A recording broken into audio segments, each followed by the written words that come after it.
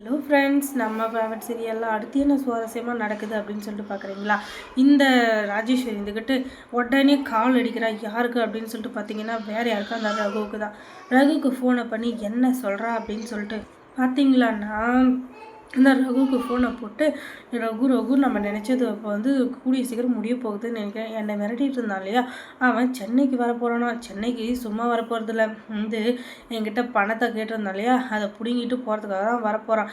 கண்டிப்பாக அவன் வந்துடுவான். ஆனால் அவன் உயிரோட போகக்கூடாது. என்கிட்ட இருக்கிற பணமும் அவன்கிட்ட போய் சேரக்கூடாது. அதுக்கு நீ தான் எனக்கு ஹெல்ப் பண்ணணும்னு சொல்ல, நீங்கள் எதுக்கும் கவலைப்படாதீங்க. நீங்கள் எதுக்காக கவலைப்படுறீங்க? நீங்கள் கவலைப்படுறது எல்லாமே வேஸ்ட்டு. கண்டிப்பாக நான் அவனை கண்டுபிடிச்சி அவனை கண்ட துண்டமாக வெட்டி போடலை. என் பேர் ரகு இல்லை அப்படின்னு சொல்ல, உன்னை தான் நான் மலை போல் நம்பியிருக்க ரகு, தயவு செஞ்சு என்னை காப்பாற்று அப்படின்னு சொல்லிட்டு இவன் சொல்ல, சரிங்க நீங்கள் எதுக்கும் ஃபீல் பண்ணாதீங்க அப்படின்னு சொல்லிட்டு அவன் ஃபோன் காலை கட் பண்ணிடுறான். அதுக்கப்புறமா இந்த ராஜேஸ்வரி இருந்துக்கிட்டு அவனுக்கு ஃபோன் பண்ணி, நான் இந்த இடத்துக்கு வரேன், அந்த இடத்துக்கு வந்துடுங்க அப்படின்னு சொல்லிட்டு உடனே ரூட்டை மாற்றி விட்டா. அடப்பாவி, இவனை நம்பி நான் வந்து அந்த ரகுவை வர சொன்னேனே, கடைசியில் இவனடா இப்படி ட்விஸ்ட் அடிக்கிறான் அப்படின்னு சொல்லிட்டு பார்த்தா, ஹலோ ஹலோ, நான் வந்து நேற்றே ஒரு இடம் ஃபிக்ஸ் பண்ணிட்டேன், நீங்கள் என்ன புதுசாக ஒரு இடம் சொல்கிறீங்க அப்படின்னு சொல்ல, ஏன் மேடம் என்னை போட்டு தள்ளுறதுக்கு எது பிளான் பண்ணுறீங்களா என்ன?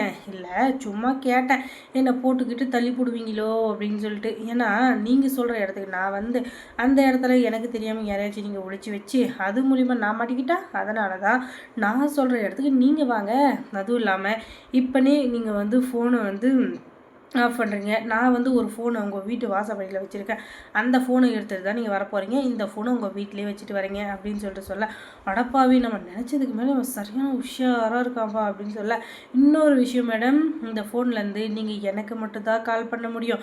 என்னை தவிர்த்து வேறு யாருக்காச்சும் பண்ணணும்னு நினச்சாலோ, வேறு யாருக்கு பண்ணாலோ, இல்லை என்னை வந்து ஃபாலோ பண்ணி வர வச்சாலோ கண்டிப்பாக அது கால் போகாது மேடம். நீங்கள் எதுக்கும் ரிஸ்க் எடுக்காமல் கம்மனு வந்துட்டிங்கன்னா உங்கள் பணத்தை வாங்கிட்டு நான் உங்களை அமைதியாக விட்டுருவேன். இல்லை உன்னை பிடிச்சி கொடுத்தே ஆவண்டா அப்படின்னு சொல்லிட்டு போலீஸோட வர்றதோ இல்லை ரவுடிங்களோட வர்றதோ அப்படின்னு சொல்லிட்டு வந்தீங்க. அதுக்கப்புறம் உங்கள் உயிருக்கு உத்தரவாதம் இல்லை மேடம்.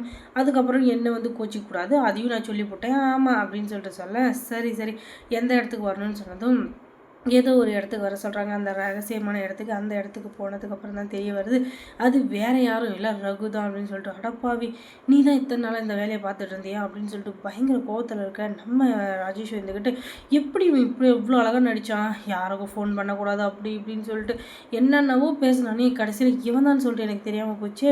அதுவும் இல்லாமல் இவனோட வாய்ஸை கூட என்னால் கண்டுபிடிக்க முடியாமல் போச்சு அப்படின்னு சொல்லிட்டு பயங்கரமாக கூனி குறுகி நிற்கிறாங்க. அதுக்கப்புறமா, என்ன மேடம் உங்களுக்கு ஷாக்காக இருக்கா, இல்லை ஒரு அதிர்ச்சியாக இருக்கா, இல்லை கோவமாக இருக்கா, என்ன அப்படி பார்க்குறீங்க அப்படின்னு சொல்ல, அடே பாவி துரோகி நாயை, என்கிட்ட விசுவாசமாக இருக்கிற மாதிரி பணத்தை லட்ச லட்சமாக கொள்ளையடிச்சிட்டு கடைசியில் என்கிட்டயே வந்து மறுபடியும் திருட பார்க்குறேன், அதுவும் யார் என்னன்னே தெரியாத மாதிரி.